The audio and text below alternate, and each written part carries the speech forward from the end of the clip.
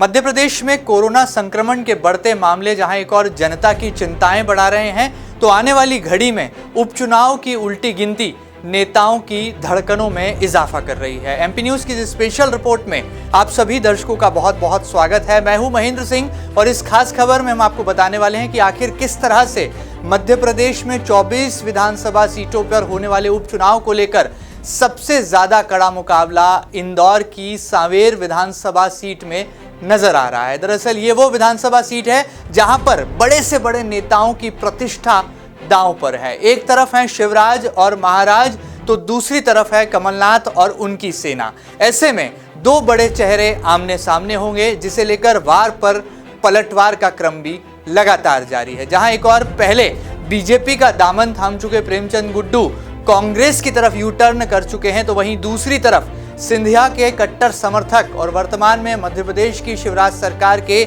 जल संसाधन मंत्री तुलसीराम सिलावट अब कमल का फूल पकड़कर सांवेर की जनता के बीच हैं। ऐसे में दोनों ही नेताओं के बीच में बयानबाजी का क्रम भी लगातार तेज हो चला है। किस तरह से क्रिया पर प्रतिक्रियाओं का दौर जारी है और किसने पहले वार किया, जिस पर पलटवार भी अब शुरू हो गया है। सबसे पहले देखिए किस तरह से बीजेपी से अब कांग्रेस का दामन थामने जा रहे प्रेमचंद गुड्डू ने ललकारा बीजेपी के नेता तुलसीराम सिलावट को और ज्योतिरादित्य सिंधिया को। उसके बाद किस तरह से उनके इस वार का पलटवार के तौर पर जवाब दिया मंत्री तुलसीराम सिलावट ने। नहीं, तुलसी सिलावट और ज्योतिराव सिंधिया को हराना है। आज किसान इतना तकलीफ में परेशान है, ये आ ही नहीं रहे, जा ही नहीं रहे। 1400-1500 रुपये के भाव में गेहूँ बीच रहा, प्याज खरीदने वाला नहीं, 5 रुपये 6 रुपये किलो में, और उसको भी उठाने वाला नहीं है। किसानों ने खेतों में ट्रैक्टरों से प्याज ख़त्म कर दिया, तो किसानों की तो मुख्य व्यवसाय धंधा ही है। और जब ये जमाने भर के लीडर ये बोलते थे कि हम सड़कों पे आ जाएंगे और ये करेंगे, अब ये किसान यहाँ तकलीफ में, परेशानी में, अब क्यों नहीं आ रहे हैं सड़कों पे? कोरोना है, कोरोना में तकलीफ है लोगों को, बात क्यों नहीं कर रहे हैं? वो कहाँ, उनसे तो पूछो कौन सी विचारधारा में, अभी किस आधार पे वो चुनौती दे रहे हैं, ये तो तय कर लें वो कौन सी पार्टी में, फिर उसके बाद मुझसे बात करें और मैं आपको बता दूं। मैं ना ऊँची राजनीति करता हूँ, पर जो जिस भाषा में बात करेगा उसी भाषा में उसको उत्तर दिया जाएगा। सुन लो आप, और आप मुझे चुनौती दे रहे हो। मैं आपको एक संज्ञा सुनाता हूँ। जनपद का चुनाव हुआ था सांवेर में, कि वहाँ थे तो भारत सिंह चौहान का नाम सुना आपने? वो जनपद चुनाव जीते थे, और इन्होंने एक चुनाव और कराया था, मैं नाम भी ही लूँगा, तो मंडी अध्यक्ष भी भारत सिंह चौहान जीते थे। इन्होंने नगर पंचायत का सांवेर का चुनाव था, उसमें डटकर विरोध किया था, उसमें दिलीप चौधरी जीता था। कहाँ है अभी जो ये, कहाँ से चुनाव लड़े थे अभी 2018 में? कौन से चिन्ह से लड़े थे? किससे हारे मालूम है आपको? रामलाल मालवी से। कहाँ गई चुनौती इनकी? चलिए, दोनों ही नेताओं के बयान यहाँ पर बड़े ही कड़क मिजाज हैं और राजनीतिक तौर पर देखा जाए तो सांवेर की जनता जनार्दन की भूमिका में है, जज की भूमिका में है जनता जनार्दन। लिहाजा ये खेल बड़ा दिलचस्प है। क्या पूरा मुकाबला कांटे की टक्कर की तरफ इशारा कर रहा है? तुलसीराम सिलावट हो या प्रेमचंद गुड्डू, दोनों ही अपनी तरह की राजनीति के मंजे हुए खिलाड़ी हैं। लेकिन बड़ी बात यह है कि सांवेर की जनता और बड़े पैमाने पर किसान वर्ग आखिर किस चेहरे पर अपनी मोहर लगाएगा? क्या बीजेपी का थामन दाम चुके यहाँ पर तुलसीराम सिलावट को दूसरा मौका मिलेगा, या प्रेमचंद गुड्डू यहाँ पर कोई साम दाम दंडभेद की रणनीति अपनाएंगे? तमाम जानकारियों को लेने के लिए जुड़ते हैं एमपी न्यूज के सीनियर कॉरेस्पॉन्डेंट शार्दुल राठौर से। शार्दुल जी, क्या एनालिसिस है सांवेर की सीट पर? क्या कांटे की टक्कर का मुकाबला देखा जा रहा है? बिल्कुल महेंद्र जी, मैं बोलना चाहूँगा कि कोरोना का जो संकट है पूरे देश में, उसके बीच मध्य प्रदेश में जो सियासत है वो अब शुरू हो चुकी है। मध्य प्रदेश में आगामी दिनों में जो उपचुनाव होना है विधानसभा के 24 सीटों पर, उसका जो केंद्र है वो कहीं ना कहीं सांवेर विधानसभा की सीट वो बनता जा रहा है। क्योंकि ये जो सांवेर विधानसभा की सीट है वो भाजपा और कांग्रेस दोनों के लिए प्रतिष्ठा की सीट बनी हुई है। क्योंकि यहाँ से अगर जो बागी उम्मीदवार हैं कांग्रेस के बीजेपी में जो शामिल हुए हैं तुलसीराम सिलावट, वो अगर मैदान में उतरे हैं तो उनके लिए सबसे बड़ी चुनौती होगी कि उनका जो सामना होगा वो प्रेमचंद गुड्डू से होगा, जो कि कयास लगाए जा रहे हैं अभी। हालांकि इन मामलों में अभी कुछ तय नहीं हुआ है, लेकिन आने वाले दिनों में जो स्थितियां बनती नज़र आ रही है उसमें यही सामने आ रहा है कि तुलसीराम सिलावट और प्रेमचंद गुड्डू का आमना सामना होगा।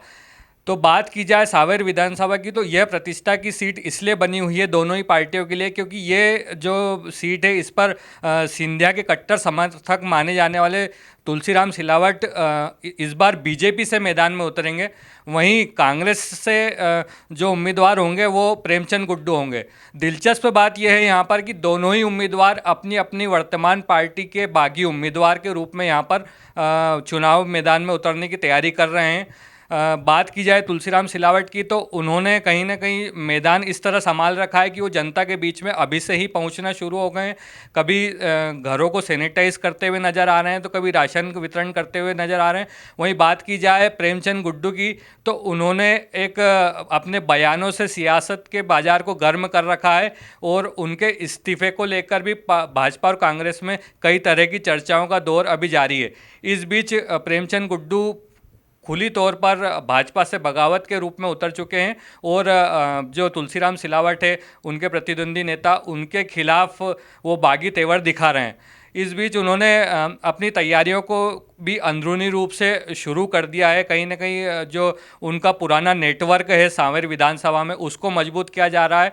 और बात की जाए तुलसीराम सिलावट की, तो उन्होंने पिछली जो सरकार थी कांग्रेस की उसमें मंत्री पद पर रहते हुए जो काम किए हैं और जनता के बीच में वो पहुँचे हैं, उन मामलों को लेकर और उन मुद्दों को लेकर वो इस बार वापस से सांवेर की जनता के बीच मैदान में उतरे हुए। ऐसे में सबसे बड़ी जो दुविधा है वो है जो वहाँ की सांवेर विधानसभा की जनता है उनके मन को भांपना है, क्योंकि सांवेर विधानसभा की जो जनता है उन्होंने जो पिछली विधानसभा चुनाव हुए थे उसमें कांग्रेस के तुलसीराम सिलावट को करीब 2500 मतों से विजयी किया था। और उनके जो प्रतिद्वंदी थे राजेश सोनकर, जो कि भाजपा के अभी जिला अध्यक्ष मनोनीत हुए हैं, उसके बाद अब जो समीकरण बदले हैं उनको समझना बहुत मुश्किल होगा, क्योंकि आने वाले समय में जो सियासत है मध्य प्रदेश की धीरे धीरे उपचुनाव के पहले और गर्माती जाएगी और ऐसी सियासत गर्माने के बीच जो नेताओं का चुनाव को लेकर अपना रुख है वो धीरे धीरे जनता के बीच सामने जाएगा। अब जनता इसमें असामंजस्य की स्थिति में इस तरह है कि उन्होंने जिस नेता को पिछली बार चुना था या उसे चुने या दल बदलू नेता को चुने, क्योंकि दोनों ही नेता जो हैं अपनी अपनी पार्टी के बागी उम्मीदवार हैं। ऐसे में जो चुनाव रहेगा वो निजी संबंधों के आधार पर अपना परिणाम लेकर आएगा, क्योंकि जिस नेता की जनता के बीच में जितनी पकड़ होगी उस नेता को उतने ज़्यादा वोट मिलेंगे। तो उपचुनाव को लेकर जो एक कयास लगाए जा रहे हैं कि आने वाले दिनों में जो शिवराज सरकार है उन्होंने पूरी प्रदेश की 24 विधानसभा सीटों पर उपचुनाव की तैयारी शुरू कर दी है। उसमें सबसे हॉट सीट जो मानी जा रही है वो सांवेर विधानसभा की मानी जा रही है, क्योंकि अगर यहाँ पर तुलसीराम सिलावट दोबारा बीजेपी से जीत के आते हैं तो हो सकता है उन्हें उप मुख्यमंत्री की सीट भी हासिल हो शिवराज सरकार में। और यदि किसी कारण से वो हार जाते हैं तो ऐसी स्थिति में तुलसीराम सिलावट को अपना राजनीतिक जो करियर है वो बचाना थोड़ा मुश्किल हो जाएगा, क्योंकि या तो सीधे वो ऊपर जाएंगे या फिर सीधे नीचे आएंगे। तो ऐसी स्थिति में जो सांवेर विधानसभा का चुनाव है वो बड़ा दिलचस्प होने जा रहा है। अब देखना ये है कि मतदाता के मन में क्या है, और कोरोना संकट से उभरने की स्थिति में या कोरोना संकट के बीच में अगर चुनाव आयोजित होते हैं तो किस तरह से जो सांवेर की जनता है वो अपना नेता चुनेगी। चलिए, बहुत बहुत शुक्रिया यहाँ पर शार्दुल जी तमाम जानकारियों के लिए। कुल मिलाकर ये कहा जा सकता है कि सांवेर की सीट का सिक्का फिलहाल हवा में है। हेड आएगा या टेल, ये आने वाले कल में हमें पता चलेगा, लेकिन फिलहाल दोनों ही नेता जमीनी तौर पर सक्रिय हो गए हैं और सांवेर की सियासी कर्मभूमि पर तुलसीराम सिलावट जहां एक और राशन बांट रहे हैं, क्षेत्र को सैनिटाइज कर रहे हैं, तो वहीं दूसरी तरफ प्रेमचंद गुड्डू लगातार बयानों के जरिए प्रहार कर रहे हैं। दरअसल ये चुनाव ऐसा भी कहा जा रहा है कि दिग्विजय सिंह की रणनीति का चुनाव होगा, क्योंकि प्रेमचंद गुड्डू को कांग्रेस में वापसी का फॉर्मूला देने वाले यदि कोई नेता है तो वो दिग्विजय सिंह हैं, और कमलनाथ यदि उस पर हामी भर देते हैं तो प्रेमचंद गुड्डू की ये चुनावी राह और आसान हो जाएगी। तो वहीं दूसरी तरफ तुलसीराम सिलावट की बात करें तो ज्योतिरादित्य सिंधिया के खास सिपे सालार हैं, और इन दिनों लगातार बीजेपी के बड़े नेताओं से उनकी करीबियां, उनकी नजदीकियां किसी से छुपी नहीं है। लिहाजा महाराज भी उनके साथ हैं, शिवराज भी उनके साथ हैं। किस तरह से सांवेर की जनता और बड़ी संख्या में किसान वर्ग तुलसीराम सिलावट और खासतौर पर कमल के फूल के साथ जाता है या अपने पुराने पंजे को अपनाता है, ये देखना बहुत लाजमी होगा। लेकिन आने वाले कल में यह कहा जा सकता है कि कोरोना संकट के साथ साथ जमीनी तौर पर दोनों ही नेता जनता के दर्द पर मलहम लगाते भी नजर आने वाले हैं। एमपी न्यूज की स्पेशल रिपोर्ट में फिलहाल इतना ही। सांवेर की तमाम सियासी खबरों को देखने के लिए आप लगातार बने रहें आपके अपने न्यूज चैनल एमपी न्यूज के साथ। यदि ये खास कार्यक्रम आप फेसबुक या यूट्यूब पर देख रहे हैं तो कमेंट बॉक्स में जाकर कमेंट करना जरा भी ना भूलें, और यदि आपके पास भी है कोई राजनीतिक जानकारी तो हम तक जरूर पहुंचाएं। फिलहाल दीजिए इजाजत, नमस्कार।